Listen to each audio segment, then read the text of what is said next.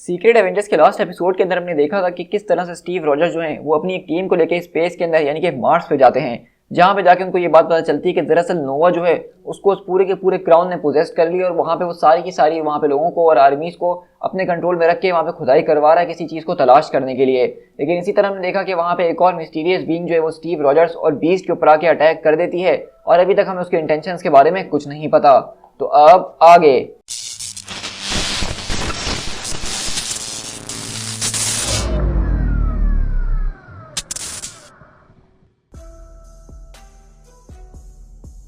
तो आज की हमारी कहानी की स्टार्ट बेसिकली टेक्सास अगस्त 1865 से होती है, जहां पे बेसिकली हमें एक पुराने ज़माने की कहानी बताई जा रही है और उसकी कहानी का बताने का मकसद ये है कि इस वक्त जो सारे के सारे इवेंट्स हो रहे हैं उससे कैसे कनेक्ट हो रहे हैं। तो हम देखते हैं कि बेसिकली यहाँ पे कुछ कॉबॉयज वगैरह जो हैं वो इस नई नई जगह को एक्सप्लोर कर ही रहे होते हैं, लेकिन वहीं से इतनी देर में हम देखते हैं कि एक आदमी वहाँ से भागते हुए आता है और उनका बताता है कि मुझे डर लग रहा है ये कहते हुए मेजर, लेकिन हमने उसको मिस कर दिया है। तो वहीं से वो पूछते हैं कि हमने उसको खो दिया है, लेकिन कैसे? वो ठीक हमारे सामने भाग रहा था, तुम उसको पकड़ नहीं सके? तो वहीं से वो आदमी बताया था कि नहीं सर मेजर, मैं आपको एक्सप्लेन नहीं कर सकता हूँ सही तरीके से। मतलब वो ठीक मेरे सामने था, मैं उसको देख रहा था, लेकिन अचानक वो गायब हो गया। मतलब अचानक बिल्कुल गायब हो गया, उसका कोई नामो निशान नहीं है। तो वहीं से उनका जो मेजर होता है वो बोलता है कि ये तुम आखिरकार कैसी बातें कर रहे हो, कोई कैसे गायब हो सकता है? चलो मुझे वो जगह दिखाओ जहाँ पे वो गायब हुआ था। इसी तरह हम देखते हैं कि वो सारे के सारे कॉबॉयज होते हैं वो बेसिकली वहाँ पे उस जगह को देखने के लिए जाते हैं कि अचानक ऐसे आदमी कहाँ पे गायब हो सकता है। और हम यहीं से अगले पल एंट मैन के पास शिफ्ट होते हैं और हम देखते हैं कि बेसिकली आपको याद होगा कि एंट मैन एक तरह के पोर्टल के अंदर खींचा चला जा रहा था और हम देख रहे हैं कि इस पोर्टल के जरिए एंट मैन कहीं पे गिर रहा है, उसको समझ में नहीं आ रहा और ना ही वो अपने आप को कंट्रोल कर सकता है। लेकिन इसी तरह हम यहाँ से स्टीव रॉजर्स के पास शिफ्ट होते हैं जहाँ पे वो मिस्टीरियस बीइंग उनके ऊपर अटैक कर रही होती है और वो पूछती है कि आखिरकार वो चीज़ कहाँ है। तो स्टीव रॉजर्स बोलते हैं कि मेरी बात जरा सुनने की कोशिश तो करो, लेकिन वो आदमी बोलता है कि वो थ्रोन क्राउन आखिरकार है कहाँ पे, मुझे अभी इसी वक्त चाहिए। तो वहीं से स्टीव रॉजर्स बोलते हैं कि वो चीज़ हमारे पास नहीं है, हम तो ये भी नहीं जानते कि तुम किस बारे में बात कर रहे हो, क्या तुम हमें एक्सप्लेन करने का मौका दोगे कि नहीं? तो वहीं से वो बीइंग बोलता है कि तुम झूठ नहीं बोल रहे हो। तो स्टीव रॉजर्स बोलते हैं कि मैं कभी किसी से झूठ नहीं बोलता। तो वहीं से वो आदमी पूछता है तो बताओ मुझे कि आखिरकार यहाँ पे ये सब हुआ क्या है। और अगली बार हम देखते हैं कि वहाँ पे जो नोवा का हेलमेट पड़ा होता है उसमें से आवाज़ आती है, आई बिलीव कि आपके सवालों का जवाब मैं दे सकती हूँ। तो वहीं से बीस्ट बोलता है आई एम सॉरी, आज मेरा दिन कुछ ज़्यादा ही वियर्ड गुजर रहा है या फिर मैंने अभी अभी एक हेलमेट को बात करते हुए सुना। तो वहीं पर अगले पल आवाज़ आती है कि मैं कोई हेलमेट नहीं हूँ, मैं नोवा कॉर्प्स का वर्ल्ड माइंड हूँ और मैं इस वक्त आपके उन सवालों का जवाब दे सकती हूँ जो कि उस क्राउन के हवाले से आपके पास मौजूद हैं। इसी तरह हम देखते हैं कि वो जो आदमी होता है वहाँ पे वो कहता है अगर ऐसी बात है वर्ल्ड माइंड तो तुम मुझे बताओ, क्योंकि इसके ऊपर पूरा का पूरा फेट ऑफ द यूनिवर्स दाव पे लगा हुआ है। तो वहीं से हम देखते हैं कि अगले पल स्टीव रॉजर्स बोलते हैं कि जरा एक मिनट। इसी तरह हम देखते हैं स्टीव से बेसिकली उस टीम का मैसेज आ रहे होते हैं क्योंकि वहाँ पे उनके पीछे नोवा लग चुका है। और वहीं से हम देखते हैं कि वैल्किरी बोलती है मेरे चैंपियंस और मुझे जो है नोवा ने तलाश कर लिया है और मुझे ये तो मानना ही पड़ेगा कि इस वक्त उसका दिमाग कुछ ज़्यादा ही ख़राब लग रहा है और वो अजीबोगरीब हरकतें करने की कोशिश कर रहा है। वो यहाँ पे अपने आदमियों का इस्तेमाल करते हुए प्लेनेट के अंदर ड्रिल करवाने की भी कोशिश कर रहा है और मुझे नहीं पता कि ये सब क्यों हो रहा है। और इसी तरह हम देखते हैं कि बेसिकली वैल्किरी वहाँ पे उन सारे के सारे सोल्जर्स और नोवा से अकेले ही मुकाबला कर रही होती है और कहती है कि जब तक मैं इनको रोक सकती हूँ मैं रोकने की पूरी कोशिश करूंगी, लेकिन अगर तुम लोग बहुत जल्द यहाँ पे ना आए तो मैं भी कुछ ज़्यादा यहाँ पे करने नहीं वाली। तो स्टीव रॉजर्स बोलते हैं कि तुम उससे अकेले मुकाबला क्यों कर रही हो, ब्लैक विडो और मून नाइट कहाँ पे हैं? तो वैल्किरी बताती है कि वो तो बहुत जल्दी ही गिर गए थे, नोवा के पास वक्त बहुत ही ज़्यादा शक्तियाँ मौजूद हैं, इससे पहले शायद उसके पास इतनी ताकत कभी मौजूद नहीं थी, लेकिन जब तक आप यहाँ पे नहीं आ जाते मैं उसको रोकने की पूरी कोशिश करूंगी। लेकिन इसी तरह हम देखते हैं कि जब वैल्किरी उससे मुकाबला करने के लिए अपनी तलवार के साथ उसके ऊपर आगे अटैक करती है तो वहीं पे नोवा उसकी तलवार को एक हाथ से पकड़ लेता है और अगले बार उसको एक जबरदस्त किस्म का ब्लो मार के दूर उठा के फेंकता है, जिससे हम देखते हैं कि वहाँ पे वैल्किरी अब वो भी बेहोश हो चुकी है। तो इससे आप अंदाजा लगा सकते हैं कि नोवा के पास कितनी ज्यादा शक्तियां आ चुकी हैं। और वहीं पे वो बोलता है कि आखिरकार तुम लोगों के साथ क्या मसला हुआ है? तो वहीं से वो बताता है कि सर वो जो औरत थी तलवार वाली उसने हमारे सारे के सारे लोगों की ऑक्सीजन की जो है फीड को बर्बाद कर दिया है, अब हमारे लोग बिना ऑक्सीजन के मर रहे हैं। तो वहीं से नोवा बोलता है कि अगर ऐसी बात है तो चलो अब मार्स के ऊपर भी ऑक्सीजन पाई जाएगी। और अगली बार हम देखते हैं कि बेसिकली नोवा के पास इतनी ज्यादा जबरदस्त शक्तियां इस वक्त मौजूद है उस क्राउन के जरिए कि उसने पूरे के पूरे मार्स के ऊपर ऑक्सीजन पैदा कर दी, यानी कि एक तरह से देखा जाए तो वो रियलिटी को बेंड कर रहा है। और वहीं से वो लोग बोलते हैं कि थैंक यू मास्टर। तो वहीं से नोवा बोलता है कि बस अब इसके अंदर कोई और डिले नहीं आना चाहिए, जल्द से जल्द फौरन काम पे लगो। तो अब मैं यहाँ पे थोड़ा सा रोक के आपके सवालों का जवाब देना चाहूँगा क्योंकि मैंने नोटिस करा कि बहुत ज़्यादा लोग सवाल ये कर रहे थे कमेंट्स के अंदर कि नोवा आखिरकार इस टीम के अंदर कैसे आ गया, क्योंकि जिन्होंने थैनोस इंपेरेटिव का इवेंट देखा था वो इस बात को जानते हैं कि नोवा और स्टार लॉर्ड जो है वो बेसिकली कैंसर वर्स के अंदर जाके मर चुके थे और वो लोग वापसी हमारी यूनिवर्स में नहीं आए थे। तो आखिरकार ये यहाँ पे ये क्या कर रहा है? तो इसका आसान सा जवाब ये है कि बेसिकली ये एक तरह का कॉन्टिन्यूटी एरर है। यानी कि जब ब्रायन माइकल बेंडस ने इस सीरीज को लिखने का सोचा था तो उन्होंने ओरिजिनली प्लान किया हुआ था कि वो नोवा को इस टीम के अंदर लेंगे, लेकिन उसी के साथ जब स्पेस इवेंट्स हो रहे थे इसके पैरेलल के अंदर तो उनको नहीं पता था कि उसके अंदर की मौत होने वाली है। तो इसीलिए ये एक तरह का कॉन्टिन्यूटी एरर है जो कि अक्सर कॉमिक्स में आपको पाया जाता ही है। अगर देखा जाए तो नोवा एक तरह से असल में मर चुका है अपनी थैनोस इंपेरेटिव वाली स्टोरी के अंदर, तो आप ऐसा समझ सकते हैं कि ये दोनों स्टोरीज एक साथ चल रही थी। और इसी तरह हम देखते हैं कि अगले बार स्टीव उनसे कांटेक्ट करते हैं कि वेल डैम इट, आखिरकार यहाँ पे सब हो क्या रहा है, हमें फौरन उनके पास जाना ही होगा। तो वहीं से वो आदमी बोलता है कि बिल्कुल तुम ठीक कह रहे हो, क्योंकि अगर वर्ल्ड माइंड और तुम्हारे सोल्जर की सारी बातें ठीक हैं तो इसका मतलब कि हमारे पास बहुत ही कम वक्त बचा है। तो वहीं से हम देखते हैं कि अगली बार स्टीव बोलते हैं कि वॉर मशीन कोड रेड, हमें जो है फौरन वैल्करी के कोऑर्डिनेट्स के ऊपर मिलना है। बीस्ट और मैं फौरन वहां के लिए आगे निकल रहे हैं, बीस्ट तुम्हें वो फौरन से कोऑर्डिनेट्स भेज रहा है। तो वॉर मशीन बोलता है कि ऑन माई वे कमांडर, लेकिन हमारे पास एक छोटी सी प्रॉब्लम और मौजूद है। तो वहीं से वो कहते हैं क्या ये एंटमैन के बारे में है? अब एंटमैन ने ऐसा क्या कर दिया? तो वॉर मशीन बोलता है कि आई विश कि मैं आपको ये बता पाता, लेकिन सच कहूँ तो मुझे इस वक्त कोई आइडिया नहीं है कि वो लिटिल इडियट कहाँ चले गया। यहाँ तक कि मैं उसके सिग्नल्स को भी पिक नहीं कर पा रहा हूँ स्कैन के दौरान, वो बस अचानक गायब हो गया है। और इसी तरह हम लोग यहाँ से टेक्सास के ऊपर शिफ्ट होते हैं दोबारा द शैडो काउंसिल कैथेड्रल के अंदर। तो बेसिकली ये उस ऑर्गेनाइजेशन का पूरा हेडक्वार्टर है जो कि ये मिस्टीरियस कपड़े पहनी हुई और मार्स के ऊपर खुदाई कर रखी है। और अगले बार हम देखते हैं कि यहाँ पे दो गार्ड्स आते हैं और कहते हैं कि मुझे समझ में नहीं आ रहा, एक अनऑथराइज एक्सेस का जो है हमारे पास अलर्ट आया है मॉनिटर के ऊपर, लेकिन वैनिशिंग पॉइंट के ऊपर यहाँ पे हमें कुछ भी नजर नहीं आ रहा। तो वहीं से वो दूसरा आदमी बोलता है कि चलो इस अलार्म को फौरन से बंद कर दो और हम यहाँ का डायग्नोस्टिक कर ही लेते हैं। इसके बारे में मुझे डायरेक्टर थॉन ड्रेक को तो बताना ही पड़ेगा, हो सकता है कि हमें किसी ने इन्वेड करने की कोशिश करी है। तो बेसिकली अगर आपको नाम याद हो तो डॉक्टर थॉन ड्रेक वही आदमी जो कि 1865 के अंदर उस वक्त टेक्सास के अंदर मौजूद था।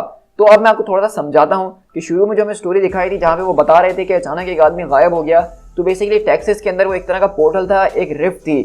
तो इसी वजह से वो आदमी जो कोई भी उसके अंदर जाता था वो सीधा मार्स के ऊपर पहुंच जाता था, और इसी वजह से हमने मार्स के ऊपर कुछ पुरानी बॉडीज वगैरह को देखा था पिछले एपिसोड के अंदर, और यही इस्तेमाल करते हुए शैडो काउंसिल वाले मार्स के ऊपर आसानी से आना जाना करते हैं, किसी को पता तक नहीं चलता। और वो आदमी जो कि इनका डायरेक्टर है वो अभी तक जिंदा है। तो उसी तरह हम देखते हैं कि एंटमैन यहाँ पे इसी पोर्टल के जरिए इनकी फैसिलिटी के अंदर पहुंच गया होता है और वो यहाँ पे छुपा हुआ होता है, और उसको समझ में नहीं आ रहा आखिरकार कि किस तरीके से वो सीधा दोबारा अर्थ के ऊपर आ गया। और इसी तरह हम यहाँ से उनके डायरेक्टर के पास शिफ्ट होते हैं जहाँ पे वो बोलते हैं कि हाँ मैंने सारी की सारी सिचुएशन के बारे में सुना है। वेल अभी के लिए यही कहूँगा कि सारी सिचुएशन के ऊपर तुम लोगों की नज़र होनी चाहिए। तो कहता है कि ऑफकोर्स डायरेक्टर जैसा आप चाहेंगे। और इसी तरह हम देखते हैं कि यहाँ पे निक फ्यूरी खड़े हुए होते हैं और कहते हैं देखा थॉन ड्रेक, मैंने तुमसे कहा था ना कि मार्स वाला मिशन हमारा फेल होते ही जा रहा है। फर्स्ट हमने अपने आदमियों को खोना शुरू कर दिया और अचानक वैनिशिंग पॉइंट के अंदर मलफंक्शन आ गया। क्या तुम्हें ये सब कुछ ज़्यादा सस्पिशियस नहीं लग रहा? तो वहीं से वो बोलता है कि हाँ मैं इस बात को जानता हूँ एजेंट फ्यूरी, रॉक्सॉन वालों को मैंने सबसे बड़ी गलती करी थी अलाउ करके कि वो मार्स के ऊपर जाके खुदाई कर सकते हैं। हमने कुछ ज़्यादा ही अटेंशन को अपनी तरफ अट्रैक्ट कर लिया है, लेकिन खैर जो भी हो इसने अपनी कीमत तो चुका ही दी। और इसी तरह हम देखते हैं कि वो बेसिकली उस क्राउन की तरफ आके उसको पकड़ लेता है। तो एजेंट फ्यूरी बोलते हैं कि सर प्लीज़ मुझे नहीं लगता कि आपको उसको पहनना चाहिए, क्योंकि हम अभी तक इसकी कैपेबिलिटीज़ को जानते नहीं हैं। तो वहीं से वो बोलता है कि ओ फ्यूरी तुम इसके बारे में शायद कुछ ना जानते हो, लेकिन मैं इसके बारे में बहुत कुछ जानता हूँ। लेकिन वहीं से फ्यूरी उनके पास आता और कहता है लेकिन फिर भी जैसा कि मैं एक हेड ऑफ सिक्योरिटी हूँ आपका, तो ये मेरी जिम्मेदारी बनती है कि जब तक हम इस चीज़ को फुल्ली एग्जामिन ना कर लें हम इसका इस्तेमाल नहीं करें। हमें नहीं पता कि आखिरकार रॉकजॉन वालों के साथ क्या हुआ था जो कि वो इतने खतरनाक तरीके से पोजेस्ड हो गए थे। हमें ये भी नहीं पता कि इस ताज को पहनने के बाद इसकी इम्प्लीफिकेशंस क्या हो सकती हैं।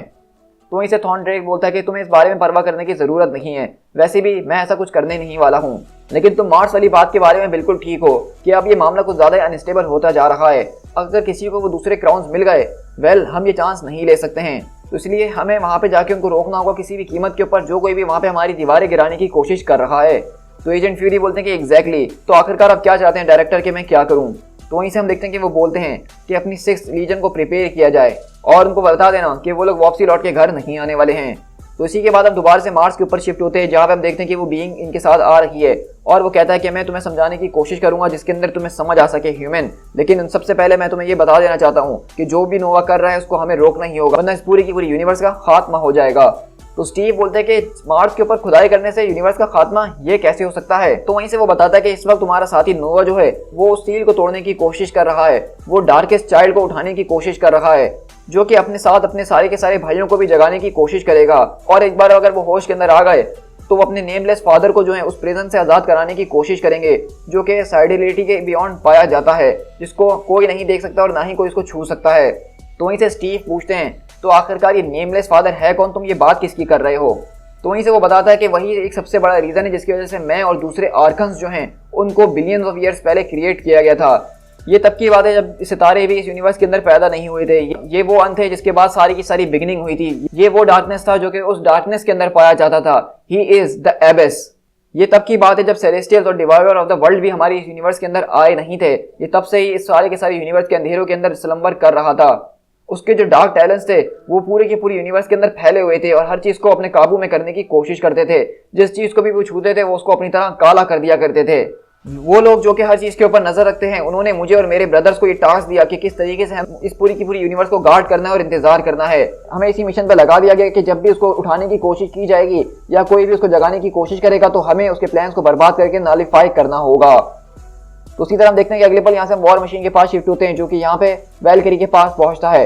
इसी तरह हम देखते हैं कि वहीं से बीस्ट बोलता है, क्या तुम दोज हु वॉच से तुम्हारा मतलब वो तो नहीं कि तुम्हें वॉचर्स ने बनाया है। लेकिन अगले पल वहाँ पे स्टीव रॉजर्स आते हैं, कहते हैं कि वॉर मशीन इसकी हालत इस वक्त कैसी है। तो वहीं से वॉर मशीन बोलता है कि ये जिंदा है, लेकिन इस वक्त बताना काफी मुश्किल है क्योंकि तुम जानते हो ना कि एसगार्डियंस ह्यूमन से काफी अलग होते हैं। तो वहीं से आर्कन बोलता है कि वो हमसे काफी ज्यादा करीब हैं, मैं उनको महसूस कर सकता हूँ। नोवा जो है इस पूरे के पूरे वर्ल्ड को बर्बाद कर देगा और उसके दरवाजे खोल के रख देगा। लेकिन वहीं से हम देखते हैं कि बीस्ट बोलता है कि स्टीव कुछ अजीबोगरीब हो रहा है, मतलब यहाँ पे ऑक्सीजन पाई जा रही है। तो वॉर मशीन बोलता है कि ये तुम कैसी बातें कर रहे हो। तो बीस्ट बोलता है कि मैं इस चीज़ को एक्सप्लेन नहीं कर सकता हूँ, लेकिन अभी अभी पूरे के पूरे मार्स का एटमॉस्फेयर चेंज हो चुका है। देखो अब मैं सांस भी ले सकता हूँ। और इसी तरह हम देखते हैं कि वहाँ पे वो सब अपने हेलमेट उतारते हैं और देखते हैं कि बेसिकली यहाँ तो सच में अब ऑक्सीजन पाई जा रही है। तो वहीं से आर्कन बताता है कि ये सब उस क्राउन की वजह से हो रहा है। द डार्केस्ट चाइल्ड के पास इतनी ज्यादा पावर मौजूद है कि वो इस पूरे के पूरे रियलिटी को बैंड कर सकता है और वो इस वर्ल्ड के साथ जो चाहे वो कर सकता है। और वो इस वक्त जो है इस पूरे के पूरे प्लेनेट का माहौल बिल्कुल वैसा ही बना रहा है जैसा ये कभी हुआ करता था। तो स्टीव रॉजर्स बोलते हैं, क्या मतलब तुम मुझसे कहीं ये तो नहीं कहना चाह रहे कि कभी मार्स के ऊपर भी अर्थ जैसा ही एटमॉस्फेयर हुआ करता था। तो वहीं से आर्कन बताता है कि आप बिल्कुल ठीक समझे, मार्स के ऊपर बिल्कुल अर्थ जैसा ही माहौल हुआ करता था। यहाँ पे भी लश फॉरेस्ट और बड़ी बड़ी सिटीज हुआ करती थी जो कि सितारों तक पहुंचा करती थी। लेकिन 1 मिलियन पहले यहाँ पे जो लोग रहते थे उनको उस डार्कनेस ने टच करने की कोशिश करी और एबस ने उनसे जो है 3 क्राउन्स को बनवाया ताकि उन क्राउन्स को जो कोई भी वील्ड करे वो power of the dark children को जो है अपने अंदर पोजेस कर सके, उसको वील्ड कर सके। मैंने उस वक्त अपने भाइयों को खो दिया था उन सबको रोकने के लिए, लेकिन हमने इस वर्ल्ड को टूटने से बचा लिया था। लेकिन इस पूरे के पूरे वर्ल्ड को बचाने के चक्कर में यहाँ पे बहुत ही ज्यादा तबाही फिर चुकी थी और यही वजह है कि मार्स आज हमें इस तरीके से दिखता है क्योंकि वो मुकम्मल तौर पे बर्बाद हो चुका है। और उसके बाद इस प्लेनेट के ऊपर जो कोई भी लोग रहते थे वो उसको छोड़ के चले गए थे, लेकिन सिर्फ मैं ही इस प्लेनेट के ऊपर अकेला बचा क्योंकि मैं जानता था शायद आगे भी कोई ऐसा करने की कोशिश करेगा और चाहे उसकी कीमत कुछ भी क्यों ना हो मुझे उसको रोकना ही होगा। तो वहीं से स्टीव रॉजर्स बोलते हैं कि देखो मेरी बात सुनो आर्कन, मैं इस वक्त नहीं जानता हूँ कि तुम्हारे पास किस तरह की शक्तियाँ मौजूद हैं, लेकिन वहाँ पे जो आदमी मौजूद है वो मेरा एक दोस्त है, मेरा भाई है। ये सारा का सारा उस क्राउन की वजह से कर रहा है, तो ये बात समझ लो कि वो एक अच्छा आदमी है। तो उसके लिए हमें उसको मारने की जरूरत नहीं है, हमें इसके अलावा कोई और रास्ता ढूंढना ही होगा। तो वहीं से आर्कन बोलता है, अगर ऐसी बात है तो तुम उस खुदा से दुआ करो जिसको तुम मानते हो कि इसको बचाने का कोई और तरीका मौजूद हो, क्योंकि मैं तो नहीं रुकने वाला हूँ। हमें तो बनाया है इसलिए गया है कि चाहे कुछ भी हो जाए हमें अपने टास्क को पूरा करना है। और अगले बार हम देखते हैं कि बेसिकली आर्कन जो है वो जबरदस्त तरीके से नोवा के ऊपर अटैक करने के लिए जाता है और स्टीव उसको रोक रहे होते हैं। लेकिन इसी तरह हम देखते हैं कि जब वो नोवा के ऊपर अटैक कर ही रहा होता है तो नोवा उसको डिटेक्ट कर लेता है और कहता है, दी आर्कन ऑफ कोर्स, लेकिन इस बार तुम कुछ नहीं करने वाले। और अगले बार हम देखते हैं कि नोवा भी उसकी तरफ उड़ता हुआ आता है फुल स्पीड के साथ और एक जबरदस्त किस्म को उसको पंच मारता है, जिससे हम देखते हैं कि आर्कन बेसिकली बहुत दूर उड़ता हुआ गिरता है। और स्टीव रॉजर्स के पास आते हैं और बोलते हैं कि आर्कन क्या तुम ठीक हो। लेकिन हम देखते हैं कि इस एक ही पंच के अंदर आर्कन की हालत खराब हो चुकी है, उसका एक तरह का सॉफ्टवेयर ग्लिच कर रहा है और बोलता है कि ये पॉसिबल नहीं हो सकता है, मैं टूट चुका हूँ, मैं तो अपने आप को मुकम्मल तरीके से रिपेयर भी नहीं कर सकता हूँ। तो वहीं से स्टीव रॉजर्स बोलते हैं कि मैंने तो सोचा था कि तुम्हें इन चीज़ों से लड़ने के लिए बनाया गया है। तो आर्कन बोलता है कि तुमने बिल्कुल ठीक सोचा था, लेकिन इस वक्त कुछ अलग हो रहा है। तुम्हारे भाई के पास कुछ पावर्स ऐसी मौजूद है जिसको मैंने कभी एक्सपेक्ट नहीं किया था। मैं उसको नहीं हरा सकता हूँ, तुम्हारा नोवा उसको मैं हरा नहीं सकता हूँ। और इसी तरह देखते हैं कि बेसिकली अब स्टीव रॉजर्स और वॉर मशीन एकदम परेशान हो गए कि आर्कन जैसा पावरफुल शख्स अगर उसको नहीं हरा सकता है तो वो लोग यहाँ पे क्या ही कर सकते हैं। To be concluded.